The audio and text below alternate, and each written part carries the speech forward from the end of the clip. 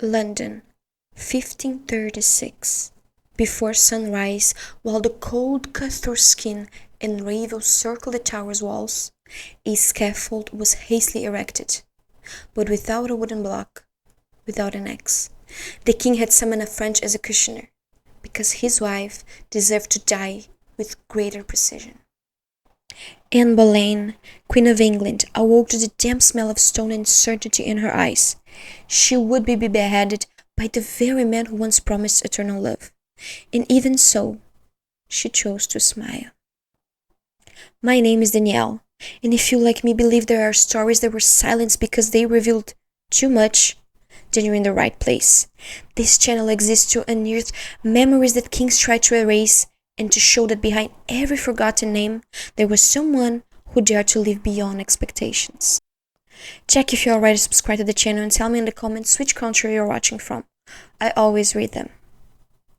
The corridor leading to the cell was damp, cold, and too narrow for what it carried. The weight of silence from a queen about to die. The stone exhaled a sour smell of old rust mixed with lamplight wax. The sound of the guards' boots echoed as if each step were a clock counting down the final seconds. And even there, surrounded by thick walls and eyes that dared not meet hers, Anne Boleyn heard everything. Is she still calm? They say she'll die smiling. The king has already ordered clothes prepared for the new wedding. The words came in whispers, but cut deeper than any sword. Inside the cell, her ladies avoided looking at each other. Their hands trembled as they adjusted her veil. One of them wept quietly. Anne, however, kept her voice steady. She asked for the dress she herself had chosen. Dark grey to hide the blood, and bright red to remember that she was crowned with passion and would be remembered in pain. The light filtered through stone cracks cast harsh shadows on the floor, and still she walked barefoot with grace. She touched her own neck and said, I heard the executioner is killed, and I have such a small neck. No one answered, because in that moment even fear fell silent. But what no one knew was that Anne's fate would not end there. It was only beginning. It's hard to imagine, but before being crowned, before the red dress and the silent scaffold, Anne Boleyn was just a girl everyone whispered about in the court halls. She wasn't the type of beauty that eras portraits justified. She had dark skin, penetrating black eyes, and dark hair that stood out against the blonde idealization of the English court. But when she entered the room, no one looked at anything else. It was the way she walked, her sharp intelligence, how she responded with charm but without submission. Daughter of an influential diplomat, Anne grew up away from England, among French salons and conversations with important people. It was there, in the court of Francis I, that she learned to read the world as few knew how. She spoke French, Latin, and music with equal fluency. She knew how to use words as weapons and silence as a shield. When she returned to England in 1522, she brought no gifts. She brought presents, and that was enough to become troublesome. Soon she became the type of woman mothers wanted away from their sons, and nobles wanted nearby, but only for one night. And it was in this setting that the king saw her. Henry VIII had already tasted that same blood, and sister Mary had been his mistress. It was as if he thought she would also accept that role. But Anne refused, and that's where everything changed. If you want my body, you'll have to give me a crown. It wasn't just audacity, it was calculation, it was risk. And it was that no that initiated the most radical political earthquake in English history. But no one imagined the price that would come with blood.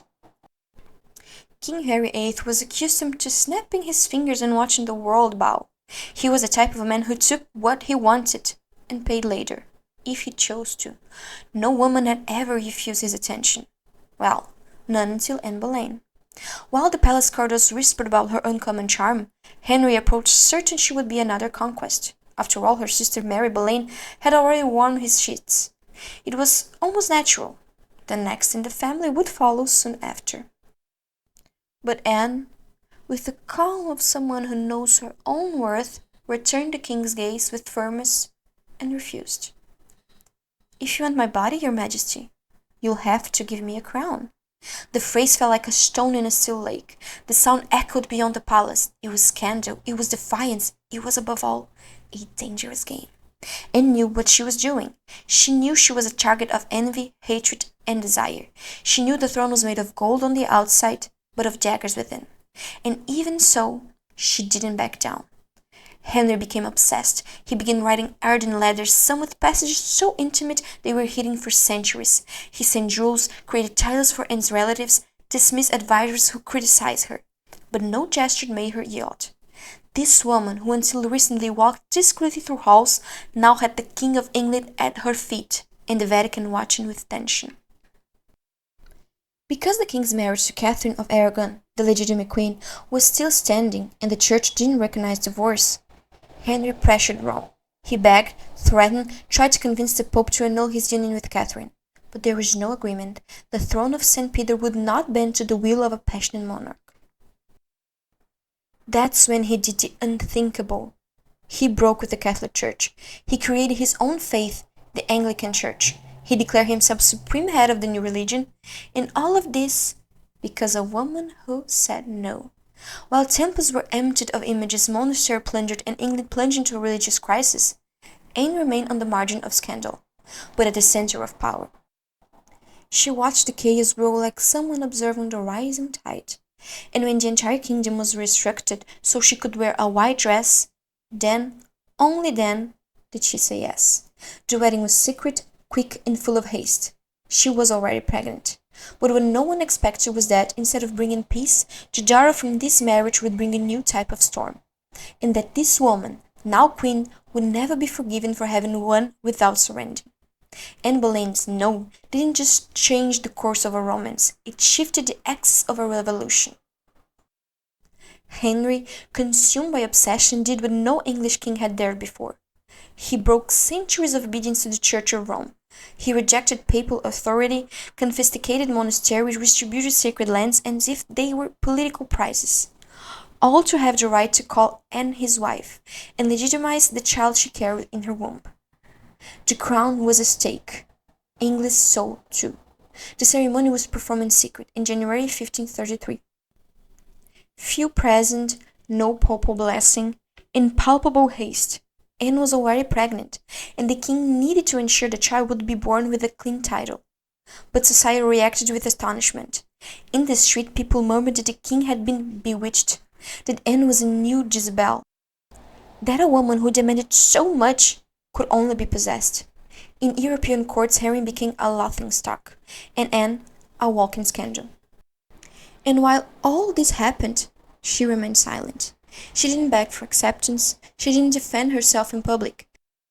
She walked with her head held high through palace corridors where she once wouldn't have dared to step. But she knew that every gaze upon her carried the weight of expectation. She needed to give the king a male heir. September arrived, and with it the long-awaited birth. The castle fell silent when the baby cried for the first time. Everyone expected bells to ring in celebration, but they delayed. Because it wasn't a boy, it was a girl. Small, fragile, with red hair like her father, and a gaze no one could explain. Elizabeth, that was the name. But that day, she seemed more like a failure than a promise. Henry tried to disguise his frustration. He declared new attempts would come, that fortune would still smile.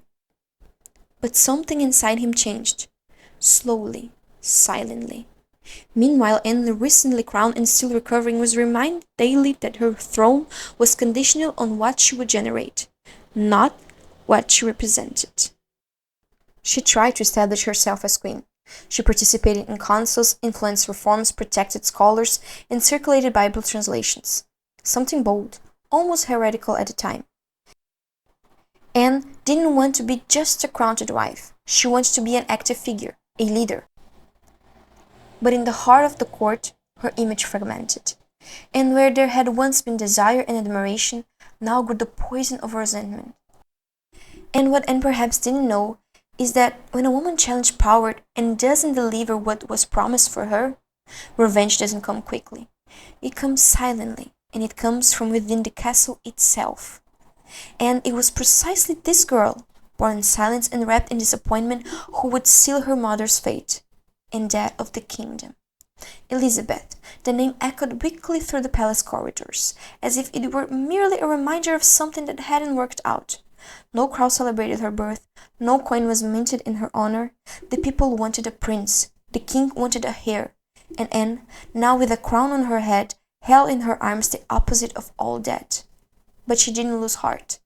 Even with her body still fragile after childbirth, Anne ordered that her daughter be educated with the best available: music, languages, philosophy. Elizabeth would be prepared not to be a king's wife, but to understand kings. That child, who seemed like a mistake in the court's eyes, would be molded for something greater.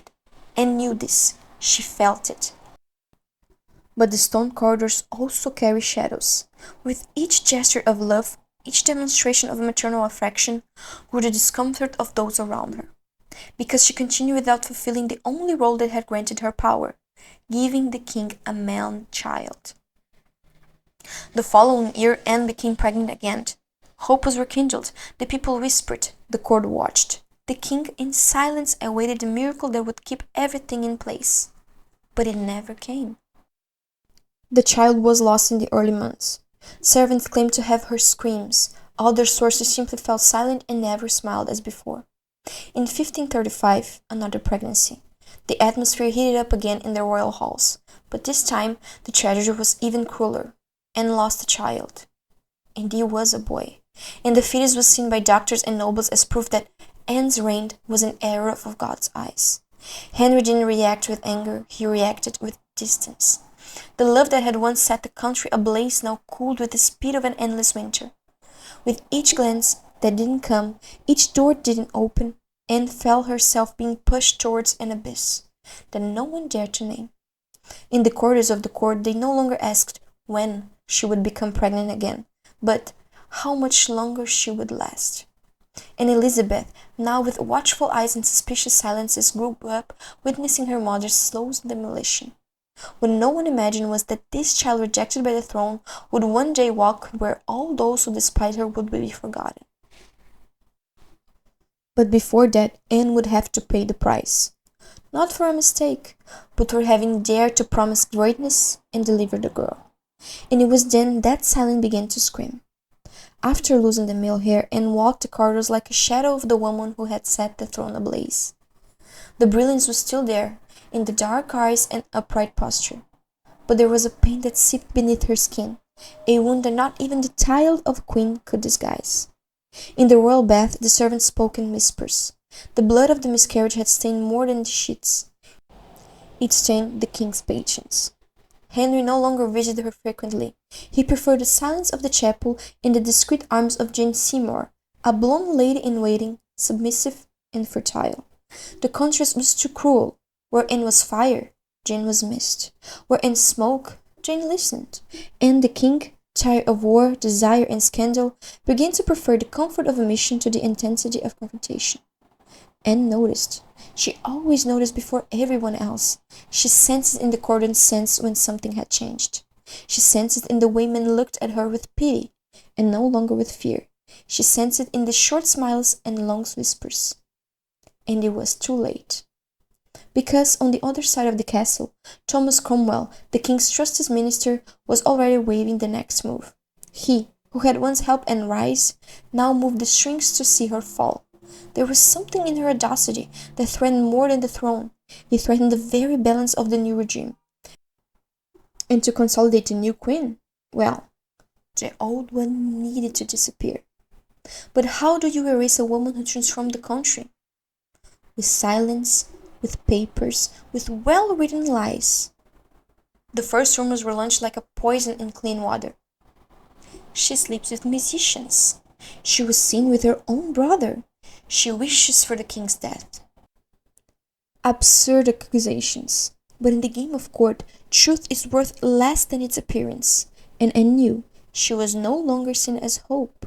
She was seen as threat. The crown that once represented conquest was now a sentence. What once protected her now isolated her. Anne Boleyn, the woman who became a queen for love, was now surrounded by closed doors, false faces, and the muffled sounds of a programmed fall. But what no one said out loud was that the throne still held the echo of the daughter she had left behind. and that behind the defeat, something was being born that not even death could stop. And then, what was whispered became sentence. Anne Boleyn's name began to circulate in secret documents, in close reports, in meetings where she wasn't present, but was only the subject. The king, now cold and distant, stopped asking questions. And that was the signal that everything was authorized. Cromwell, the minister who had once defended Anne with claws and laws, now led the construction of her scaffold. He knew that to maintain the stability of the new faith, it was necessary to sacrifice the symbol that generated. But it wasn't enough to remove her from the throne. It was necessary to justify it. And justify with something that no one would dare contest. Treason. That's how the farce began. A court musician was arrested first. Then, 4 men from the Queen's inner circle. Finally, the most absurd of names, George Boleyn, Anne's own brother. The accusations were insane. Conspiracy against the king, adultery, incest, everyone knew they were forged. But at court, well-dressed absurdity becomes justice. None of the accused had a defense. None could present witnesses. None had a chance to escape. And even so, Anne remained firm. On May 2nd, 1536, she was called to appear before the council. The words were polite, the tone was gentle, but the smell of ambush was already in the air, and she sensed it. The corridor to the hall had seemed longer than usual, the floor colder, the air heavier. When she heard the list of accusations, Anne didn't scream, she didn't cry. She looked into the eyes of the men who were signing her condemnation and simply breathed, because she knew the trial wasn't about justice, it was about power. That same afternoon she was taken to the Tower of London. The gates closed behind her with a dry snap, and the sound echoed as if the world had ended there. The same place where she had been crowned as queen would now be her cell. The same stone where she had walked with pride would now be the floor where she would wait for death. And outside, Henry remained silent. He didn't question. He didn't visit. He simply waited for the process to be fulfilled. Because deep down, he was already in another story. Jane Seymour, his new choice, was already being prepared for the role that once has been Anne's. But what no one realized was that this imprisonment wasn't just the end of a woman. It was the beginning of a myth. Anne wasn't buried that day. She was planted. And everything that Cromwell tried to erase with paper and sword would be remembered in the skin of a daughter who was just beginning to observe the world. The tribunal was just a theater, but it was the only stage where Anne Boleyn could perform, and even knowing that the play was rehearsed for her downfall, she entered. On May 15, 1536, the Queen was dragged to the tribunal without mercy. The hall was full. The faces, once attentive to her commands and counsel, now observed with the mixture of cynicism and condemnation. The judge, Lord William Hales, didn't even try to hide his indifference. Cromwell, seated apart, looked with a calculating expression. His gaze had already condemned Anne before she was even called to defend herself. The truth, there was no longer room for it. The game was played. But Anne, the woman who had defied the king, still wouldn't surrender. She sat upright, breathing deeply, and began to speak. Her voice was calm, clear, as if she were giving a lesson about the mistakes made, and not about her own imminent death. When the accusation of adultery with 5 men was presented, including her own brother, Anne didn't scream. She didn't deny with anger. She responded with cutting elegance, challenging the very absurdities thrown against her. I speak against no man here present. I am accused by none of you, she said, looking directly at the council members. Only the king has the right to accuse me, if that be the case. Her gaze didn't waver, but the verdict was already decided. The tribunal was composed not of impartial judges, but of men who had made Anne's fall a political necessity. And so, with empty formality and with fate already sealed, she was condemned. Guilty. It was a simple word, but with the weight of 1,000 centuries. This accusation was ready to be fulfilled. The queen, once adored, was now the main culprit of a fabricated plot. The papers were signed. Hands were shaken with a mixture of satisfaction and relief for those who already saw the solution of the problem. Anne Boleyn was condemned to death for treason, a crime punished by burning for women. But Henry, the man who should have been his queen's greatest defender, looked sideways at his new beloved Jane Seymour and made a move that wouldn't make a difference to him. He commuted the sentence from burning to beheading. To everyone, it seemed like an act of mercy.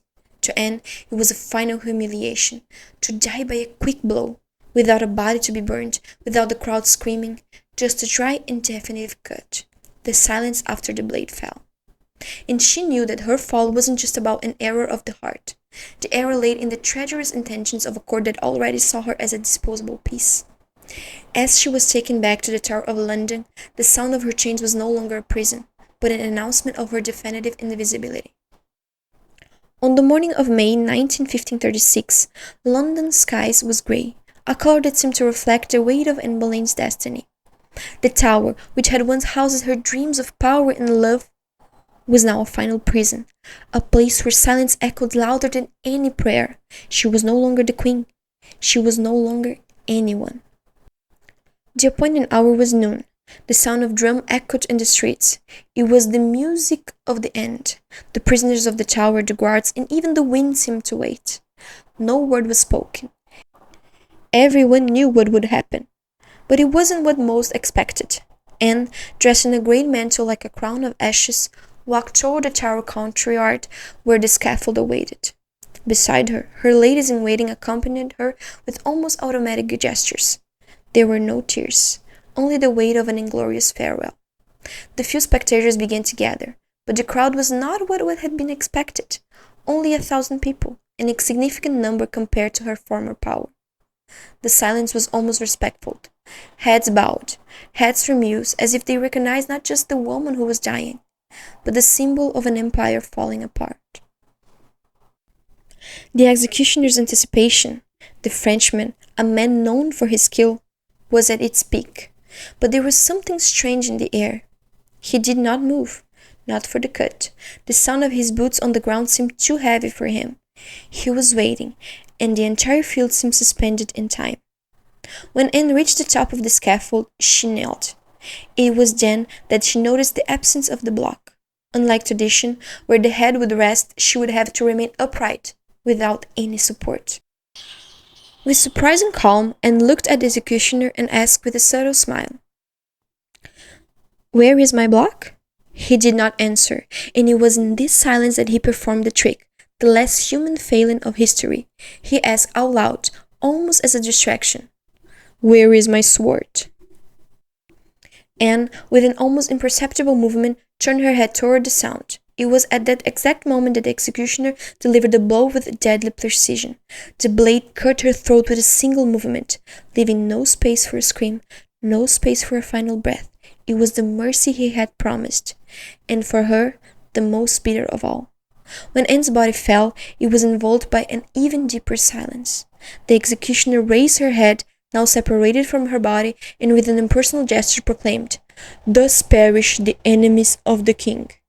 But there was no applause. There was no usual cry of approval. The reaction was an uncomfortable murmur, a collective sigh of confusion. The people were not celebrating the death of a queen, but recognizing the tragedy of a woman who was lost in a game of power where she had never had a chance. Anne Boleyn, the woman who dared to defy the king, died without glory, without honor, and by all accounts, without a worthy tomb. Her head was placed in a simple sack, her body buried hastily in an unnamed chapel. A queen without crowns, without remembrance.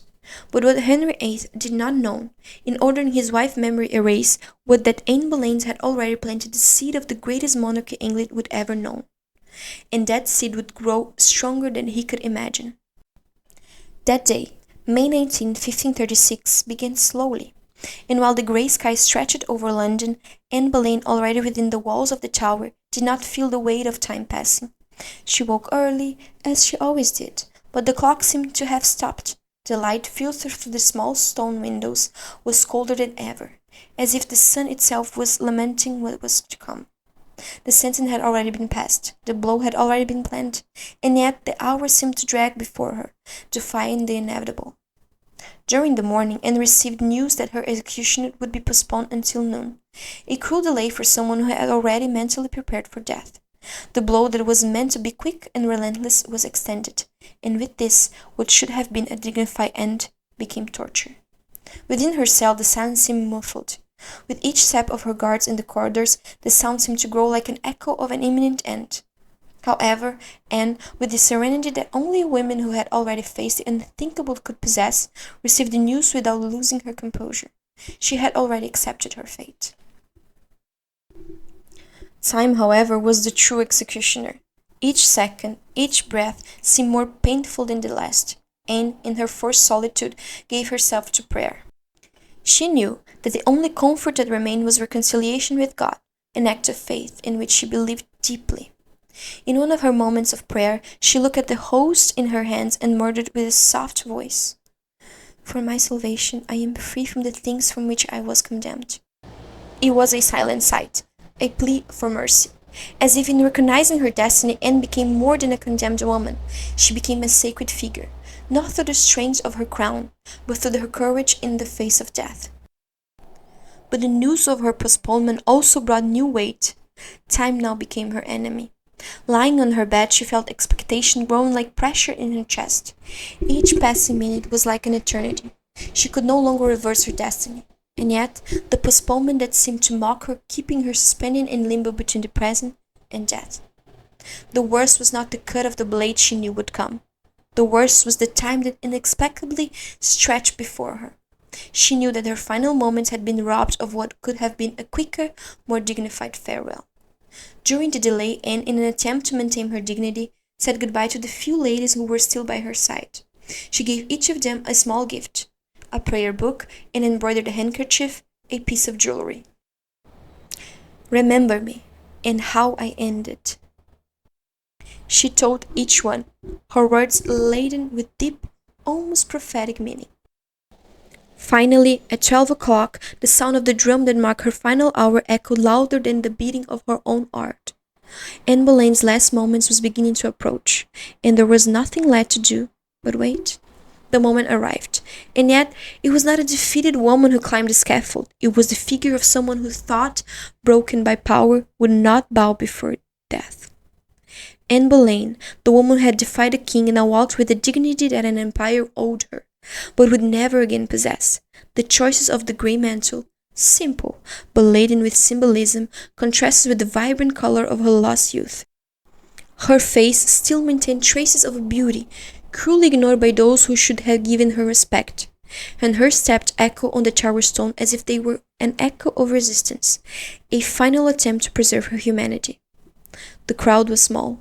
Only 1,000 people gathered to witness the execution of the woman who had changed the face of England. The silence was palpable.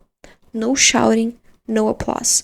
What was in their faces was not joy, but respectful reverence for the woman who, even followed, still held England's future destiny in her hands. When Anne reached the top of the scaffold, her eyes swept over the small crowd with a look that mixed sadness and understanding. She knew that this moment was the end of her story, but also the beginning of a new era, an era that was not for her, but for her daughter. This is what she wanted everyone to know, not about the disappointment she felt for the life she was living, but about the daughter who was to come. Elizabeth's future was already written even before birth, and Anne was willing to ensure that her death would not be in vain. With a calm voice, she asked permission to make her final speech. And it was at this moment that she surprised everyone.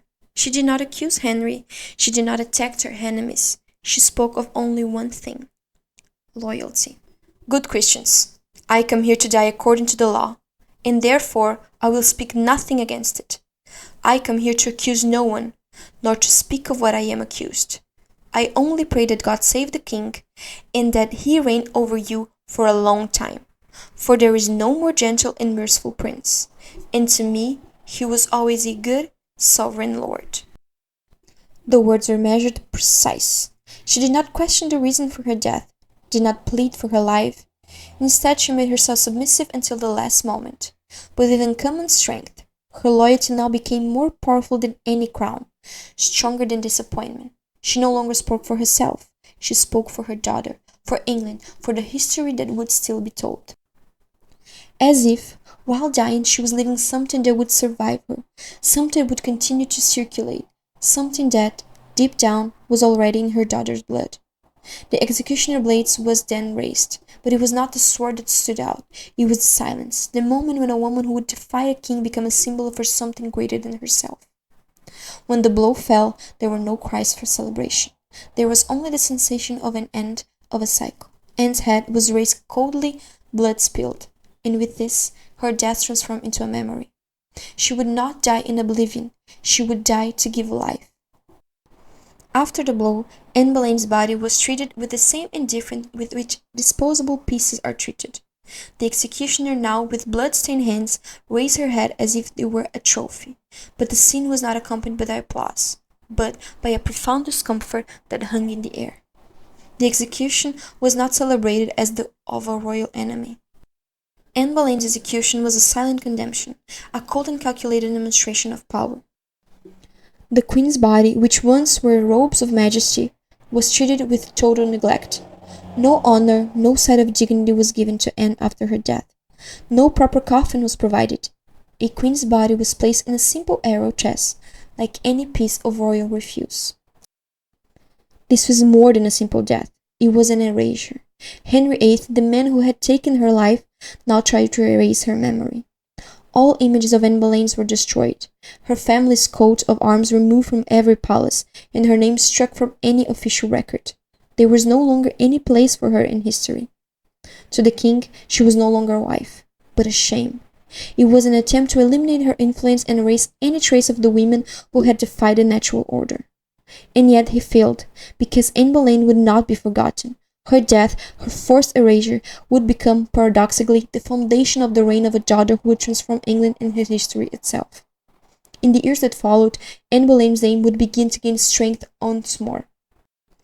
Her body had been buried anonymously and hastily in St. Peter's Chapel in the Tower of London, without a headstone, without a name, without honor. The only sign of her grave was a simple stone, without any inscription, as if they wanted to forget even the form of her final rest. And still, Anne Boleyn's memory would not die with her. Somehow, she would survive.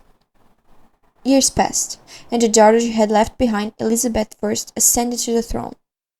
She would use what remained of Anne, her name and her lineage, to build a powerful and lasting empire. England's future lay in the hands of a daughter who, like her mother, would defy conventions, but with the strength of wisdom that Anne's experience had not had time to mature.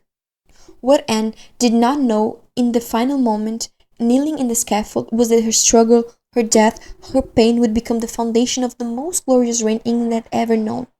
The woman who died in silence, with dignity, would be remembered by all, far more than the king who killed her. Anne Boleyn's story was not forgotten. It was merely buried for a time. Anne Boleyn died. Her body was buried hastily, without honor, without a name, but the legacy she left behind, even in the shadows of her death, could not be erased. King Henry VIII, who destroyed her to make room for a new wife, did not know that his greatest mistake was not in the sentence he received, but in the bloodstain he had given to his daughter, a girl named Elizabeth, born of a queen who was condemned and forgotten. While Anne disappeared within the cold walls of the Tower of London, Elizabeth grew under the suspicious gaze of the court. No one knew, not even she herself, that one day she would become the queen who would rule the most powerful empire in history. And the irony of fate was that Elizabeth, daughter of the woman a king had destroyed, would be the one to consolidate the Tudor dynasty. Elizabeth I's reign was everything her father had ever imagined. What he destroyed with hatred and contempt, his daughter raised with wisdom and cunning. Elizabeth knew that her ascension to the throne was not merely political. It was personal. Her blood had not betrayed her. She knew that the power of her reign would come from her own name and from her mother's name. The court that once spat open Anne Boleyn now bowed before Elizabeth. The people, who had once called Anne a witch and a heretic, now sang hymns to Elizabeth, celebrating the miracle of the golden age she would create. And that's exactly what she did. A golden age, when England flourished culturally, militarily, and spiritually. Elizabeth not only exceeded everyone's expectation, she surpassed even her father's desire, who had hoped that a man would rule. But Elizabeth's greatest triumph was not just in power. It was in the fact that she became the woman who showed the world that a monarch's reign does not depend on gender, but on the capacity to govern. And the final irony, what Henry VIII destroyed by killing Anne Boleyn was exactly what his daughter Elizabeth preserved by transforming the country into a world of power. The empire, the culture, the very idea of a united kingdom.